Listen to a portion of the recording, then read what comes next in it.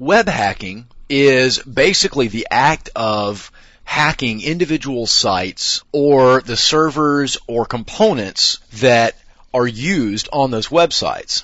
And one of the reasons that you'll find that web hacking is probably one of the more popular types of attacks is because web servers are a natural target. They're publicly available. There's not really a way for me to say you can't access my website because it's on the internet. Anybody can access it that wants to. So that definitely lends itself well to being hacked.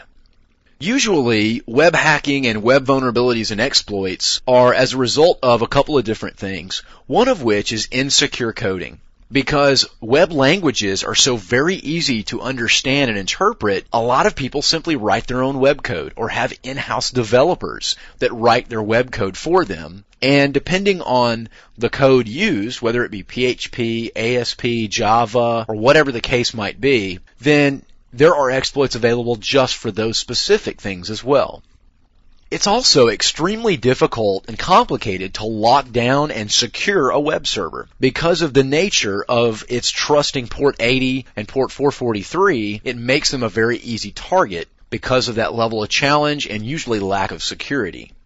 Even though most web servers are most likely going to be parked behind a firewall and in a protected DMZ or demilitarized zone, you can't really block all illegitimate traffic because, again, that port 80 and port 443 are pretty much guaranteed to get traffic from all over the world. So there's not really a way for you to protect that. So once you've restricted it to all but the bare minimum types of network communication, then it's actually going to be relying on you to go secure that host and lock it down so it's not vulnerable to common attacks to port 80 or other web ports.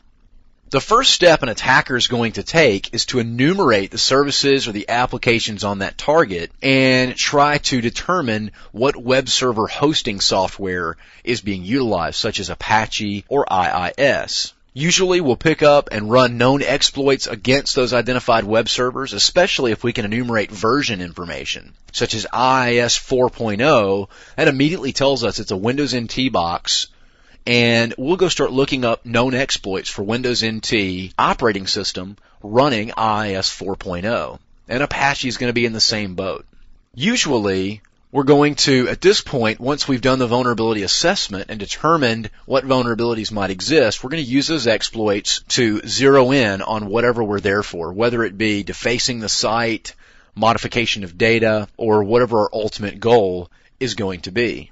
Oftentimes, when you compromise the web server, because they are the e-commerce central of the world, you can usually intercept or change data as a process of the attack. So there are a lot of different options available to us, and really your limitation on how you penetration test a web server is limited to your imagination. So you definitely need to be thinking outside the box in these type scenarios. How can I get into the system? What vulnerabilities are there? If it's running IIS 5.0, what other software might it be running? So you might go do some research on authentication modules for IIS 5.0. There are a lot of options available. Usually, the ultimate goal for a true penetration tester or hacker, and not a script kiddie or someone looking to deface a site, is going to be to penetrate deeper into the network.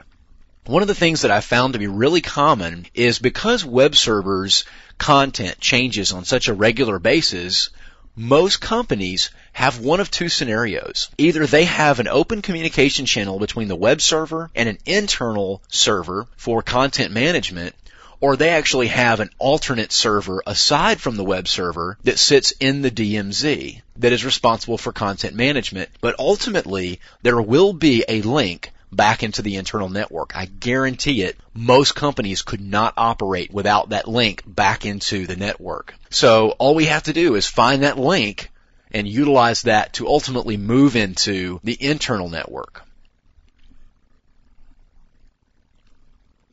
There are a lot of popular attack methods and styles associated with web hacking. We're going to cover some of the more common ones here. The first of which is cross-site scripting. And this actually relies on a rogue web server, or the ability for us to script on your web server from my web server, or run scripts across different domain names. So effectively, you're in a trusted location and you have no reason to suspect anything's wrong, but an alternate site could trick DNS and actually come over on your domain name and run scripts against your clients.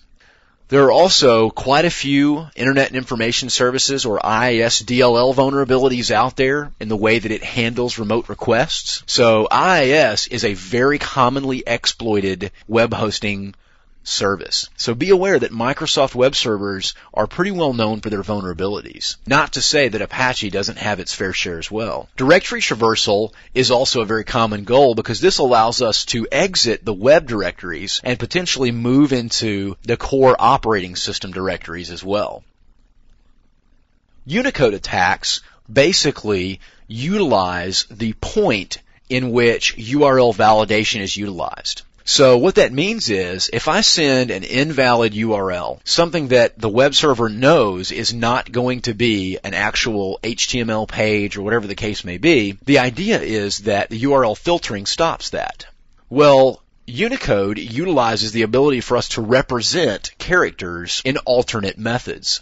For example, the spacebar key or the actual space character can also be represented by the number 20 when converted to Unicode. Well, what this means is my web server may have a filter that stops all URL requests with spaces in them. That's not going to do us any good if the 20 is not converted to a space until after the content filter has been applied. So it goes to the content filter, and on the other side, the content filter says, hey, this is good data. I don't have any spaces in it, so I'm okay. And then the Unicode filter kicks in and converts it over, and there's a space in it. And it's applied to that system or run against that system, ultimately allowing in bypassing of those URL filters built into the web services.